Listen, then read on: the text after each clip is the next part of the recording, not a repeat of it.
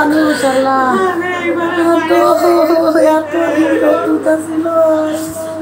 একটা মোটরসাইকেলে 3 জন ছিল, একজন হেলমেট পরা, 2 জন হেলমেট ছাড়া। এই মুহূর্তে ঘটনায় কারা কারা জড়িত কি সুনির্দিষ্টভাবে বলতে পারবো না। গুলির খোসা আমরা এখানে মোট পেয়েছি হচ্ছে 7টা।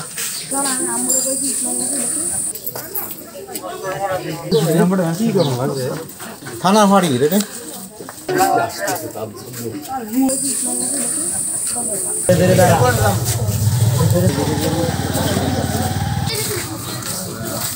আব্দুল হামিদ নাজপুরে এসে দেখি যে ওই বডি পড়ে রয়েছে, আর শুনেছি যে ওই রক কেটেছে।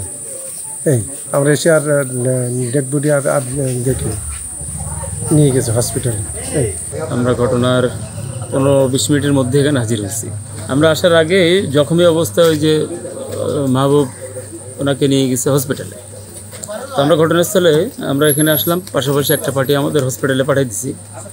ওখানে পরবর্তীতে শুনলাম মারা গেছে। ওখানে সুরতাল রিপোর্ট করে যে পোস্টমর্টমের কার্যক্রম অব্যাহত আছে।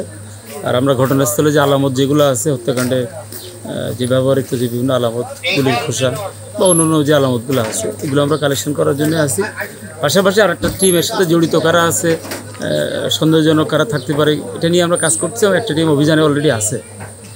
ওরা 3 জন ছিল ঘটনাস্থলে শুনছি। একটা মোটরসাইকেলে 3 জন ছিল, একজন হেলমেট পরা, 2 জন হেলমেট ছাড়া। এবং ওরা এখান থেকে বেরোয় তেলিগাতির দিকে শুনছে, এরকম আমরা এলাকায় এসে জানতে পারলাম।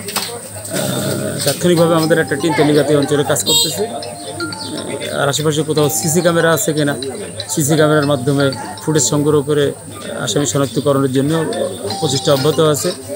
পাশাপাশি আমরা ডিজিটাল পদ্ধতিতে যে কার্যক্রম আছে, অন্যান্য যে কার্যক্রম আসামি গ্রেপ্তারের জন্য, সব রকমটাই আমরা নিয়ে কাজ করতেছি। এই মুহূর্তে ঘটনায় কারা কারা জড়িত কি সুনির্দিষ্টভাবে বলতে পারবো না। সেটা নিয়ে আমরা আরেকটু কাজ করতে পারলে একটা আশানুরূপ রেজাল্ট পাবো, তখন আপনাদেরকে বিস্তারিত হবে। কয়টা গুলির খোসা এখানে? গুলির খোসা আমরা এখানে মোট পেয়েছি হচ্ছে 7টা। কি ধারণা করা হচ্ছে কি 4 আর 2 6 7টা মোট পেয়েছি। এটা কি পিস্তলের গুলি না? পিস্তলের গুলি। তো আপনাদের তৎপরতা অব্যাহত রয়েছে? আমাদের তৎপরতা অব্যাহত আছে। অচিরে আমরা এর সাথে যারা জড়িত আছে তাদেরকে গ্রেপ্তার করে একটা রেজাল্ট আপনাদের সামনে জানাতে পারবো বলে আশা করছি।